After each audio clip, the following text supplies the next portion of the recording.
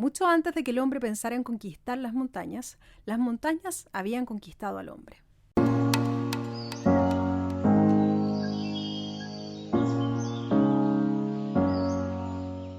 Soy Carolina Fernández y esto es Montaña para Todos.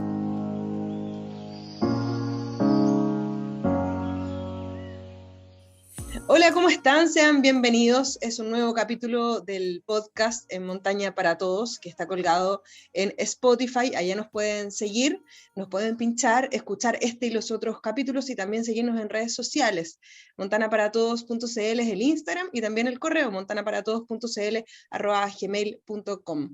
Y hoy día nos vamos a ir directamente hacia el sur del país porque desde allá nos atiende Camilo Allendez, es monitor de No Deje Rastro, instructor de canoeing, entre otras cosas, y vamos a hablar precisamente del primer tema, del no dejar rastro, la importancia que es cuidar y respetar la naturaleza, no dejar la basura cuando nosotros vamos a algún sendero o a hacer algún trekking. Primera cosa, para introducir esta conversación, quiero que nos expliques de dónde nace este concepto de no dejar rastro.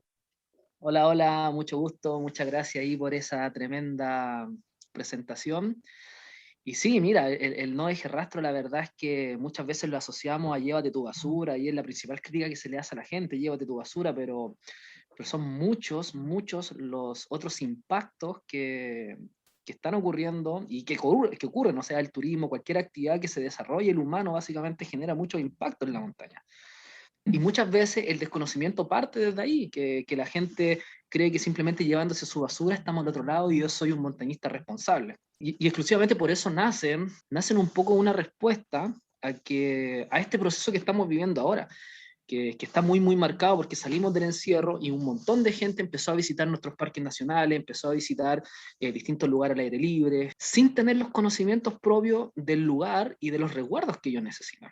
Entonces, ante esto, un montón de biólogos, profesores, gente del área del turismo, desarrolla este manual del Leave No Trace, no deje rastro, no deje huella, para de una u otra manera inculcar principios o para inculcar en este caso ética de vida que promuevan las buenas prácticas y que si nosotros generamos daño cuando vamos a la montaña, de una u otra manera ese daño que generemos sea el mínimo posible y en ese sentido hay que ser educado, hay que tratar de minimizar esos impactos, que de ahí nacen también los principios de no dejar rastro, el conocer para proteger, en que si no conoces las cosas no las vas a proteger. Tú mencionas que en el fondo no es solamente llevar la basura de vuelta con nosotros, digamos. ¿Cuáles son todos los daños que nosotros provocamos en la naturaleza? Mira, los daños desde el punto de vista biológico, etológico, de conducta, impronta animal, o sea, la verdad es que son muchos los daños que siempre vamos a estar generando.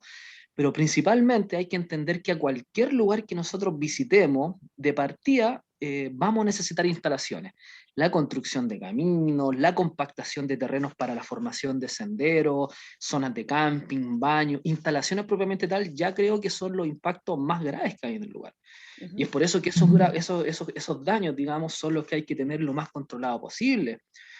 Pero todos dicen, la basura, pero ¿qué pasa, por ejemplo, con los comportamientos biológicos, con los corredores naturales, con la gente que va y se tira un piquero en el agua, con la gente que está toda la tarde, por ejemplo, bañándose en cercano a un humedal o dentro de una laguna, un parque nacional? Esos son impactos a nivel biológico. Esos sectores de agua son los mismos corredores naturales que utiliza la fauna silvestre.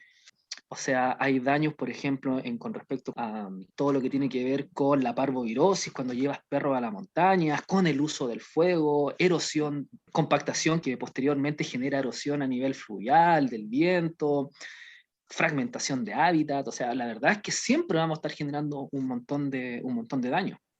Uh-huh. ¿Cuáles son las peores huellas que nosotros podemos dejar en la naturaleza? Todos hablamos de la basura porque nadie quiere ver una lata de cerveza, pero si te ponía a pensar, lo más probable es que una cáscara de manzana, una cáscara de plátano puede incluso generar mayor impacto que una lata de cerveza que va a estar ahí casi inocua en ese punto, más allá que se vea feo. O pueden haber 20 latas de cerveza, pero si un compadre por ir corriendo se sale del sendero y erosiona otra parte del sendero, va a estar generando más daño que esa lata de cerveza, por ejemplo. Hay muchas cosas que se van contraponiendo y que te hacen de una u otra manera que tú tienes que obrar con el mejor criterio posible, ocupando las mejores técnicas.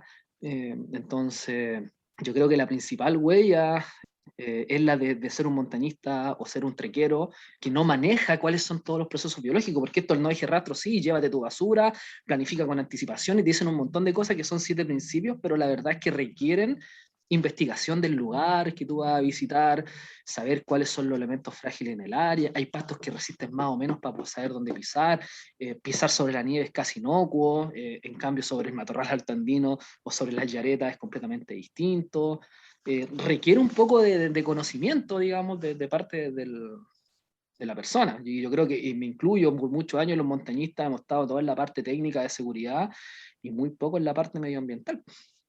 ¿Cómo lo estamos haciendo nosotros en Chile como para concientizar a las personas? Porque yo te aseguro que muchas personas que nos están escuchando ahora, que pueden hacer trail running en la montaña, por ejemplo, no tienen el Ujú. concepto de que para adelantar, por ejemplo, a un par de personas que van más despacio, se salen del camino y tú dices, y están probablemente generando más daño en ese sendero que no está habilitado que una lata de cerveza. Entonces, ¿cómo estamos haciéndolo? Porque esa señalética, por ejemplo, en los cerros, no existe. No está esa concientización clara en esos lugares. Sí, mira, yo creo que lo primero que hay que tener claro es que esto tiene que ser parte de la educación desde la base y no lo existe. Lamentablemente, el no deje rastro básicamente en un curso de montaña es llevarte la basura. Pero no hay más que eso en un curso de montaña que sería la capacitación formal. ¿Para qué hablar de los clubes? Algo que no se habla mucho, cuando se habla bien, bien rapidito porque lo que nos interesa son aprender nudos. Entonces creo que es muy poco lo que se hace, teniendo en cuenta que en algunos países, por ejemplo, si tú no puedes demostrar tener conocimientos del área, haber visto un video previamente, conocer el lugar, saber de no dejar rastro, no podías ingresar a ciertos lugares. Debería ser un requisito, por ejemplo. Y también parte de todo lo que es la educación desde la base. Entonces yo creo que hay muy poca educación y sobre todo muy poca implementación, porque hay muchas cosas que son debatibles, hay mucho de criterio porque no hay una ley de por medio. Entonces, en el no deje rastro, por ejemplo, todo lo que es un sendero, instalaciones, zonas de camping, se le llaman zonas de sacrificio, porque básicamente ahí ya la erosión que tú generaste no va a volver atrás. Cualquier cosa que tú le hagas a ese sendero da lo mismo, o sea, ojalá concentremos todos los daños en ese sendero. Es verdad, no queremos ver el cerro marcado por todos lados, pero no hemos puesto a pensar muchas veces qué ocurre cuando una persona se pierde, qué pasa cuando una persona se accidenta porque no estaba la implementación necesaria. Tenemos que ir 6, 8 personas, camillaje, helicóptero, hacer pebre los senderos, todos los cercanos, y estamos hablando de ecosistemas frágiles. Entonces, ahí es donde entra el tema de una falta de política, digamos, pública que diga que esto se tiene que hacer así, así, inversiones, y educación propiamente tal, porque es fácil decirte no te salgas de los senderos, nada, pero si es pura roca. Pero ya, hablemos cuál es el perfil de suelo, cuál es el rol de la primera capa, la segunda capa, la materia vegetal, qué pasa si tú eliminas la primera capa, se pierde la permeabilización de los suelos, se compactan, después viene la lluvia, no se permeabilizan los acuíferos, empieza a correr. Ah, chuta, entonces realmente hago mucho daño en cierta hábitat. Es cosa de ver las líneas de Nazca, o sea, un compadre que pasó por ahí miles de millones de años, que el proceso erosivo se mantuvo ahí y absolutamente nada más creció ni nada más modificó ese lugar. Po. Oye, Camilo, respecto, tú lo mencionaste la pasada, pero quiero que profundicemos igual en esta materia, porque mucha gente de la que nos está escuchando sube con animales, ¿cierto? Y principalmente con Ujú. perros. Hay muchos perros que Principalmente suben con con correa, hay otros perros que suben solos. ¿Cuál es la visión y la postura de No Deje Rastro respecto a la presencia de los perros domésticos en los cerros? principalmente a la fauna exótica, a la fauna que no es del lugar, porque no solamente pueden ser perros, pueden ser vacas, pueden ser cabras. Imagina que en Juan Fernández uno de los principales problemas con respecto a la bifauna son los gatos. Y ahí es donde entra el tema importante de conocer los comportamientos etológicos de un animal, porque tendemos a humanizarlo. Pasó ahora con Mirador de Cóndores también, que no estamos yendo a su casa, a la casa del cóndor, y en realidad hay comportamientos etológicos distintos. Un gato podría estar toda su vida encerrado en un departamento y no va a experimentar un estrés como si lo podría experimentar un perro. Pero acá yo creo que el ejemplo más claro para que la gente entienda es lo que estamos viviendo nosotros con el COVID. O sea, yo puedo estar vacunado, puedo estar con correa, puedo caminar mirando hacia abajo, podría no incluso respirar, y aún así te podría contagiar a ti de COVID, ¿verdad? Estando vacunado. Yo no lo estoy padeciendo porque estoy vacunado, porque mi sistema inmunológico así lo permite, y la carga bacteriológica y de enfermedades que puede portar un perro sin padecerlo son montones. Imagínate que nosotros estamos con un virus que se muere con jabón. Imagínate si habláis de la distemper y el parvovirus, que son virus que podrían estar 10, 12 horas sumergidos en cloro y aún así no se mueren, que pueden estar 6 meses a un año en el ambiente esperando un portador. Y finalmente es la causa de que 7 de cada 10 zorros estén muriendo. Y ahí es donde viene la importancia de que seamos montañistas, que seamos amantes de la naturaleza realmente informados, porque podrían ir 500 personas corriendo al cerro y va una persona con un perro y va a generar un mayor daño a la fauna del lugar, como puede ser un zorro, que esas otras 500 personas metiendo bulla con un parlante 5000 watts, porque el zorro finalmente se va a arrancar de la bulla, pero la distemper lo va a atrapar y lo va a matar de una muy, muy fea manera. Entonces, y no solamente contra ellos, por ejemplo, se ha encontrado sarna, tiña en lobos de mar, en llama, en guanacos, y eso es por el contacto con animales domésticos, porque principalmente estas enfermedades, si tú hablas con un veterinario, son enfermedades de la ciudad. Es súper probable que el perro, incluso el perro del arriero, no tenga distemper y no tenga ningún tipo de contacto con ella. Por ejemplo, un perro de rescate que va a ir a un área silvestre debería estar, yo por ejemplo lo he visto en una pura empresa de estos de husky que hay en Osorno, que ellos tienen a sus perros aislados, y por eso van a entornos naturales, porque esos perros no tienen ningún tipo de contacto con la distemper para poder transmitirla. Pero un perro doméstico, de 100% posible que él porte este tipo de enfermedades, ácaros que están presentes en la piel, y que cuando los dejen en el ambiente va a venir fauna silvestre que las va a aportar y se va a morir. Es súper grave la huella epidemiológica, por decir así, que están dejando los perros en la montaña, uno por ignorancia y otro por ego, y finalmente lo que estamos haciendo es súper malo si realmente nos interesa preservar. Camilo, entonces los perros y los animales domésticos en general no debiesen acceder a ese tipo de ambientes, ¿no? De todas maneras, o sea, los animales domésticos de ningún tipo, ningún animal debería ir jamás a un entorno silvestre. Y muchas veces no, eso es un error también. La gente dice, no, si no es un parque nacional, pero da lo mismo. Es un entorno silvestre donde hay fauna silvestre. Y habiendo fauna silvestre, el perro, además de todo lo que son enfermedades, distemper, parvovirus, etcétera, un perro puede erosionar más de 40 veces que una persona en el mismo sendero. Uno, porque no lo podéis mantener por el sendero aunque vaya con correa. Tenéis también la interrupción de un montón de procesos biológicos por sus olores. Te fijas por la orina, por las fecas. En nuestro caso, por ejemplo, nuestra orina es inerte, pero la del perro no. Pues. Interviene un montón de procesos biológicos, erosión. Es bastante, bastante complejo. Por ejemplo, lo que pasa en Mirador de Cóndores. El cóndor es un ave tan grande que como ave rapada es un ave que está, digamos, en la cima de la cadena trófica. Jamás nos ha visto y nos va a ver históricamente como una amenaza, pero sí la ve de un perro. Entonces 50 personas que estén ahí cerca de un cóndor, si se acerca un perro, el cóndor se va. Porque sí ve al perro como una amenaza y no ve a las personas como una amenaza. Entonces es complejo, es grave y es completamente prevenible. O sea, yo digo, chuta, pasa todo esto con el perro. Yo mismo tengo un labrador negro que es exquisito, que me encantaría poder llevarlo a los cerros a hacer trekking y toda la cuestión. Me capacité también como guía de perro K9, de búsqueda y rescate. Y yo digo, no, pues que si el AUCA va para allá, yo no quiero ser parte de eso. Muchos llevamos frutas a la montaña, por ejemplo, y te puedes comer un plátano y queda la cáscara, ¿cierto? O la Exacto. manzana y queda el residuo del medio. Muchas personas, misma lo he visto, digamos, que dejan la cáscara ahí porque dicen, no, esto es orgánico, esto lo absorbe la tierra, está Sí, perfecto que se quede ahí, claro. ¿para qué lo voy a bajar? Lo mismo la cáscara de la naranja. ¿Está bien hacer eso? No, no, de hecho está súper malo. Yo creo que lo principal acá es siempre tener en cuenta que si vaya a llevar algo, te lo traéis de vuelta. Si no es de allá, no es de allá. Por varios motivos. Uno también porque hay ambientes donde los procesos, digamos, de descomposición no ocurren, que es algo que normalmente la gente no entiende. Nosotros tenemos que pensar que para que haya un proceso de descomposición, el suelo tiene que tener ciertas características como materia orgánica, viva, microorganismos, etcétera. Y si nosotros hablamos de la cordillera central, por ejemplo, sobre los 2.500, 3.000 metros ya materia orgánica no hay, es principalmente rocoso, entonces ahí básicamente lo que le va a ocurrir es que si es que se puede, se va a deshidratar, pero jamás se va a descomponer y formar nueva materia orgánica, porque no están los microorganismos que se van a comer la cáscara de plátano. Entonces, eso es lo primero. ¿Para qué hablar sobre 4.000 metros, sobre 4.500 metros, donde todos los desechos orgánicos hasta la caca va a quedar ahí eternamente? Es cosa de ver el ejemplo de las momias, Chinchorro, la momia del plomo, que a 5.000 metros se mantuvieron por cuántos años ahí sin que absolutamente nada les pasara. Y por otro lado, ciertos procesos biológicos, porque nadie le pregunta al zorrito si es alérgico al gluten, si es intolerante a la lactosa, si puede comer proteína de huevo y todas esas cosas que finalmente son las materias orgánicas que entre comillas nosotros dejamos porque le hacen un bien al lugar. Y también teniendo en cuenta la cantidad de pesticidas y hormonas que tienen los alimentos que nosotros comemos. Cualquier fruta que nosotros llevemos, nosotros nos comemos las frutas cuando están maduritas, cuando están ricas, y ya sea de manera natural o de manera, por ejemplo, inducida. El caso más particular el del plátano, que no crece aquí. El plátano lo cortan verde, los tomates los cortan verde, antes de cerrar el camión le echan una solución de etileno, que es la que lo hace madurar.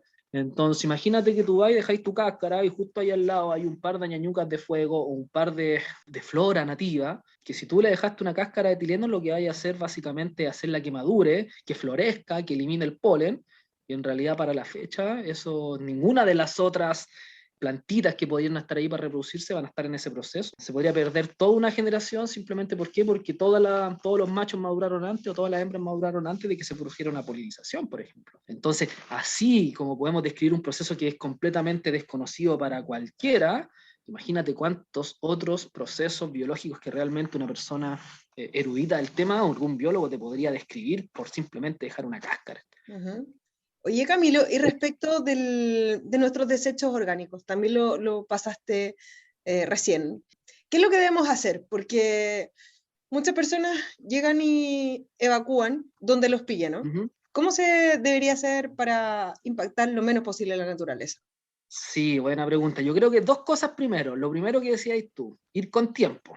Porque si andáis apuradito no es mucho lo que haya por hacer. Y lo otro es tratar el tema, pues, hablar de caca.